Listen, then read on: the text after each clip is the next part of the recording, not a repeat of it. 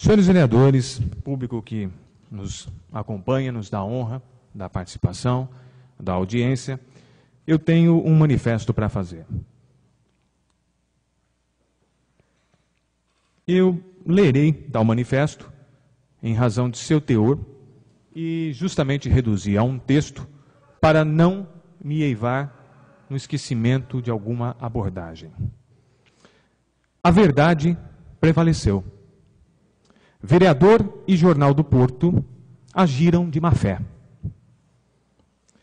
Em dezembro de 2017, devido ao mandato da presidência na Câmara, fui oficiado pela promotoria para informar sobre eventual aquisição irregular de serviços e materiais eletroeletrônicos de uma empresa pertencente a um irmão do servidor Paulo Mutinelli, do Poder Legislativo.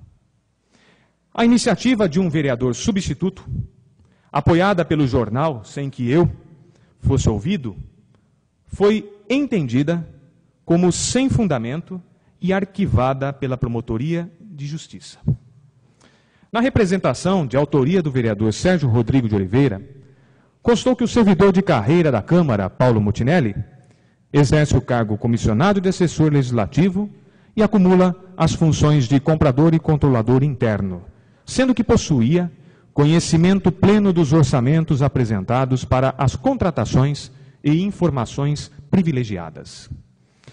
Acresceu que a mim, como ordenador de despesas, competia a verificação dessas circunstâncias, as quais, segundo ele, apresentavam indícios de má-fé e mau uso do dinheiro público.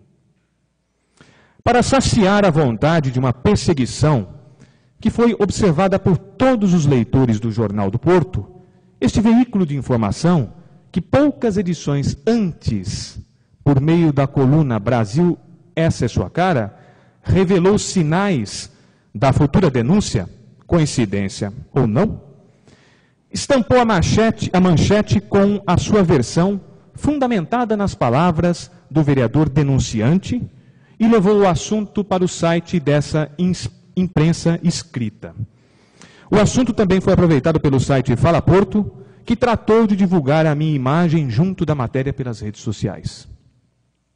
Como o ofício chegou ao Poder Legislativo no encerramento do semestre, e por motivo dos recessos forense e parlamentar, a resposta ocorreu em janeiro passado e, dias depois, instaurou inquérito civil para apurar o caso, o qual trouxe, no polo passivo, o servidor de carreira e a empresa Lopes e Lopes Eletrônica Limitada, e no ativo, o vereador Sérgio Rodrigo de Oliveira. O procedimento de compra na Câmara. Primeiramente, é importante compreender que a Câmara Municipal possui um quadro extremamente reduzido de servidores. Na época da denúncia, o Poder possuía 3 servidores efetivos e um comissionado externo. Desta feita, as atribuições administrativas da Casa eram divididas entre eles conforme a carreira e a legalidade para exercê-las. No caso das atividades de compras, em 2016, o servidor Paulo foi nomeado para tais tarefas. Quando assumiu a função, a empresa Lopes e Lopes Eletrônica Limitada já prestava serviços ao Poder Legislativo desde 2012. Além desta, outras 17 empresas, de 2012 a 2017, forneceram serviços de manutenção em materiais eletroeletrônicos. As despesas com esses estabelecimentos sempre obedeceram aos seguintes princípios: preço, qualidade e agilidade na prestação dos serviços. Quanto ao modo de administrar, a Câmara Municipal sempre tratou essas aquisições de forma imediata, pontual. Já sobre os valores, todas as aquisições foram feitas com dispensa de licitação, porque nunca avançaram a importância de 8 mil no ano. É indispensável acrescer que os produtos ou serviços adquiridos pelo Poder Legislativo sempre pautaram, sob o crivo do gestor, pela pesquisa de preço ou pela prática do preço de mercado, afastando qualquer lesão ao erário. Essa forma de administrar poderia seguir a compra direcionada, independentemente do valor, mas respeitando o limite anual de R$ 8 mil, se a administração da casa assim entendesse, considerando a orientação do Manual de Compras Diretas do Tribunal de Contas da União. Assim, não houve má-fé, porque os procedimentos adotados seguiram as circunstâncias e a legalidade, e tampouco ocorreu enriquecimento ilícito, dano ao tesouro público, superfaturamento ou favorecimento. Depois de analisar as manifestações do servidor Paulo Mutinelli, da empresa e da Câmara Municipal, o promotor promoveu o arquivamento do procedimento no último dia 15 de maio. O Jornal do Porto não noticiou isso em sua edição do dia 18. O denunciante: exerço meu segundo mandato de vereador e, como muitos sabem, pesquiso há anos sobre a história de minha cidade natal, analisando os feitos dos grandes homens e daqueles que, talvez por ignorância, não alcançaram o patamar do altruísmo e dos bons costumes. Após constatar a tentativa de, mais uma vez, manchar a instituição Poder Legislativo, verifiquei na história e identifiquei que nunca um vereador denunciou a própria casa, com vistas a prejudicar a carreira de um servidor, a fim de atingir ao presidente, que não apoiou ou que não lhe diz sim quando está errado. A impressão extraída do comportamento estranho, agressivo e alucinado do vereador, denunciante, provavelmente justifica o seu ato impulsivo. Esse representante, que não foi eleito pelo povo, com certeza aí está o peso de carregar esse fardo durante o mandato e a inveja dos colegas eleitos, diferentemente do exemplo de outro suplente na casa, mas com maturidade para o mandato, desde os primeiros passos no Poder Legislativo, demonstrou estar num local onde não compreende a finalidade e os princípios norteadores dos agentes públicos. Procurou sempre agir a esmo, por iniciativa própria, e a insinuar que, quando eu proferia as orientações aos membros do poder, influenciava os colegas. Suas falas, durante o uso da tribuna no início do mandato, se insurgindo contra a administração, caracterizavam-se por um tom de agressividade, quando não de ameaça, e posteriormente de oportunismo. Seus erros internos e seu comportamento teimoso demonstraram a vários vereadores falta de serenidade para resolver os problemas, mas esses atributos são inatos e a ele compete o arbítrio de solvê-los. O suplente de vereador, Sérgio Rodrigo de Oliveira, apresentou uma denúncia no Ministério Público, servindo-se de apontamentos tendenciosos. Veja, caro cidadão, que o vereador, desde que assumiu o mandato, conhecia dos serviços realizados pela empresa denunciada. Aliás, por várias vezes, durante as trocas dos componentes elétricos, conversou com funcionários daquela empresa, sabendo que um deles era irmão do servidor acusado. Esperou por 11 meses para apresentar a denúncia e, literalmente, escarrar no prato de comida que o satisfaz diariamente. Em nenhum momento este representante procurou pela presidência, pelo jurídico da Câmara, ou protocolou algum documento indagando sobre o procedimento do poder. Pense o seguinte exemplo. Você, cidadão ou cidadã, que trabalha em uma empresa e em determinado momento identifica que um método não está correto. Em vez de você, o cidadão que trabalha na empresa, procurar pelo seu superior para relatar o fato, ou seus colegas de serviço, você vai até o Ministério Público e faz uma denúncia. Provavelmente, no dicionário do vereador não exista, no mínimo, a palavra ética acompanhada de seu significado. Mas acompanhe o quanto foi vil a atuação do representante. Apresentou a denúncia num órgão de controle externo, isto é, no Ministério Público, e após o incentivo do Jornal do Porto e os comentários medíocres e que relatam o pensamento do colunista do site Fala Porto, em ocasião alguma, antes ou posteriormente à representação, manifestou um pedido de criação de comissão na Câmara para investigar o assunto ou sequer um pedido administrativo de explicações. É evidente que o vereador quis utilizar da promoção pessoal através da imprensa parcial para preencher o seu vazio. Depois de ter cavado essa cova no relacionamento no poder, o servidor denunciado, que passou por uma turbulência de estresse durante meses, não se afastou do cargo e continuou com suas funções de assessor legislativo, servindo a todos e a esse elemento que vergonha atrás a Casa de Leis. O objetivo do suplente é claro: atingir a minha honradez, tentar imputar uma conduta leviana de minha parte e denegrir a minha imagem.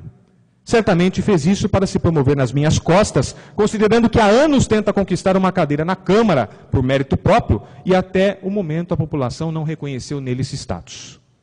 Sua tentativa ignóbil de macular a minha imagem, depreciando o trabalho da instituição Poder Legislativo e lançando à dúvida a idoneidade e o serviço de pessoas de bem, caiu. A imprensa tendenciosa. Durante anos frequentei a sede do Jornal do Porto. Colaborei com o semanário publicando artigos históricos e por várias vezes atendi aos pedidos de seus redatores para realizar entrevistas e fazer pesquisas. De modo paralelo, as notícias inerentes aos meus serviços públicos eram veiculadas e sempre pensei que o motivo decorria do compromisso com a verdade das informações locais. Fui fiel ao jornal, embora tenha recebido convites de outros veículos de informação, e a prova disso consta nos 2 livros que lancei pela gráfica da família Bellini.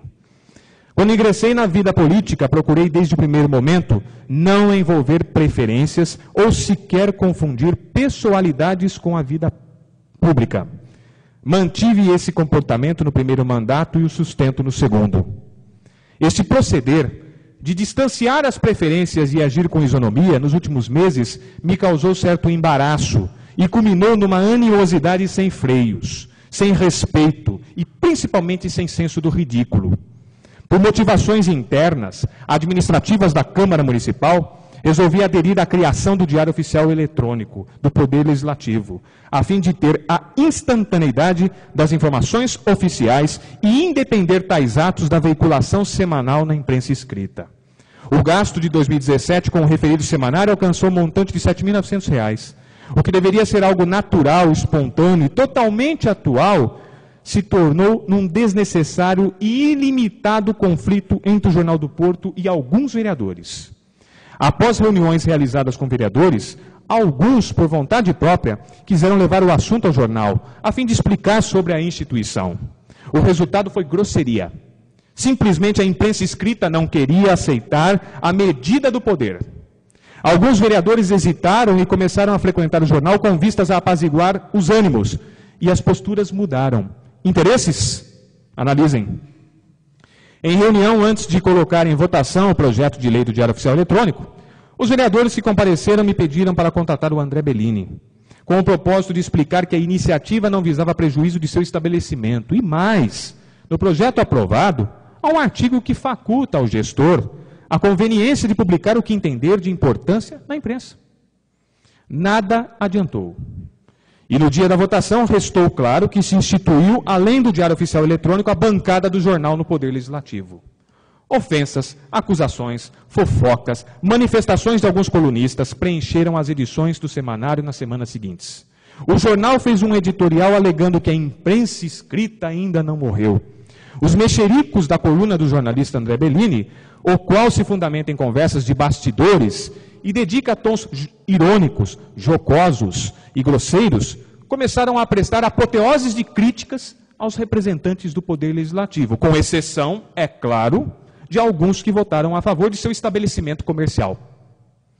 As retaliações avançaram aos servidores do Poder Legislativo e vida pessoal e representativa foi misturada como uma salada nas linhas dessa imprensa tendenciosa. Acredito que você, leitor, ouvinte, deve estar se perguntando, mas é necessário tanto? Por causa de 7.900 no ano, o jornal resolveu se indispor com mais da metade dos vereadores. Agora vem o outro lado, pois até o momento você só teve acesso ao que o jornal, que se diz responsável, independente, apolítico e comprometido com a notícia ou a verdade, escreveu.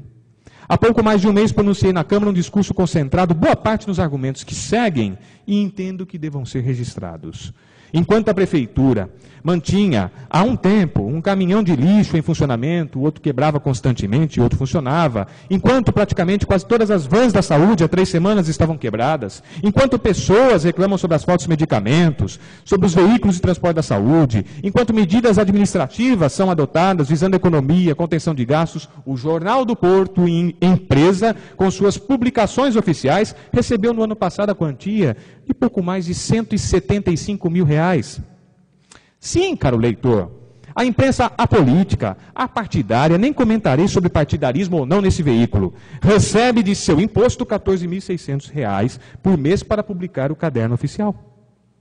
E tem mais uma informação complementar que você precisa refletir. Além de você contribuir para as publicações oficiais no jornal, o caderno oficial é distribuído gratuitamente? Não. Você tem que pagar para ter acesso a uma informação que paga para ser veiculada. Eu entendo particularmente que existe uma bitributação neste caso.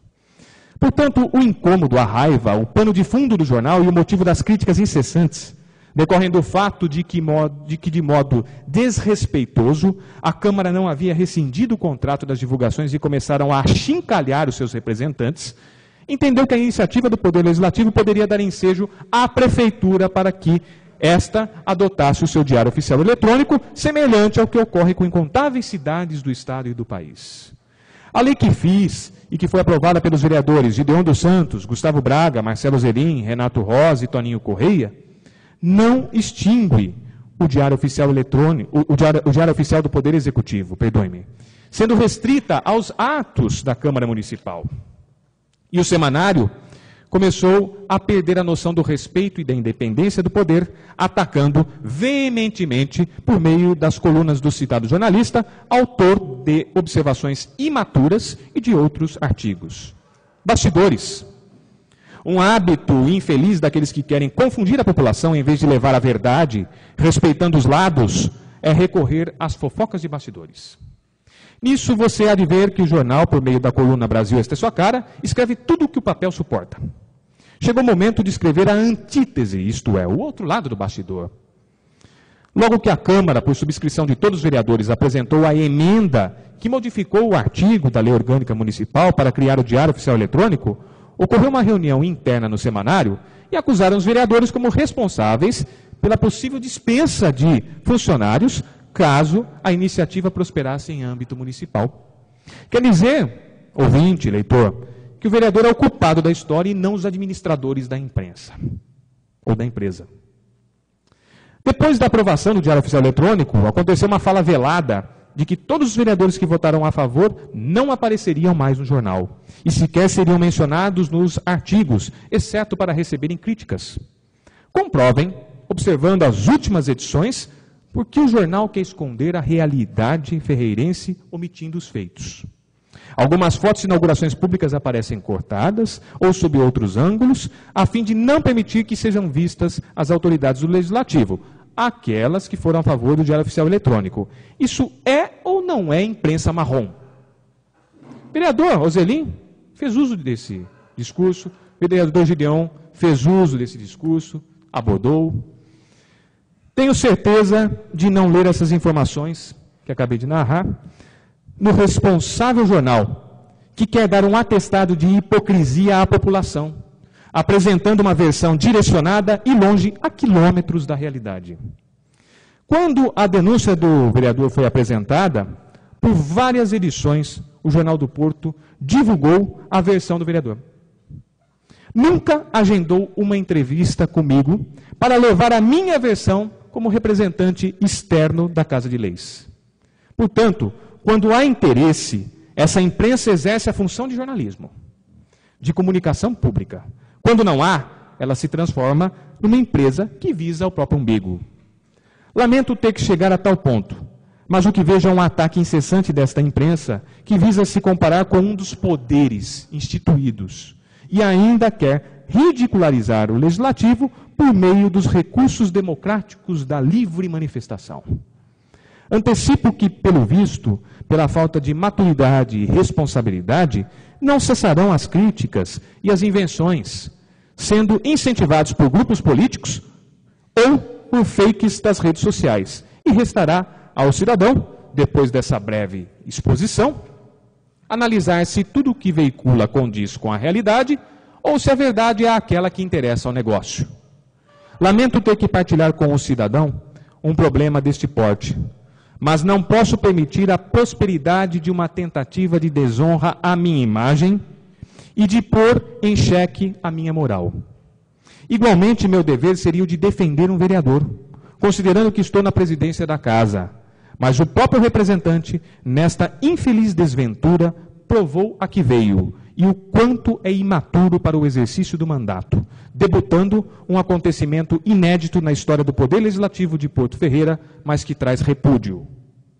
Suplente, Jornal do Porto, colunista, a verdade prevaleceu, vocês agiram de má fé.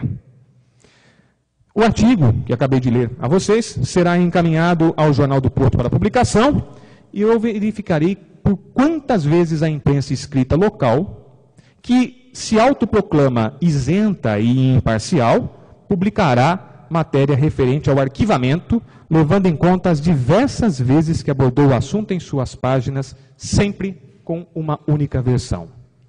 Agradeço aos senhores vereadores pela condução dos trabalhos desta noite, agradeço ao público que nos deu o brinde da presença, a honra da presença, também aos ouvintes que acompanharam a transmissão pelo site do Poder Legislativo, pela Rádio Comunidade FM, e também agradeço ao Osni da Rádio Inovadora, e encerro esta sessão com uma salva de palmas aos pavilhões.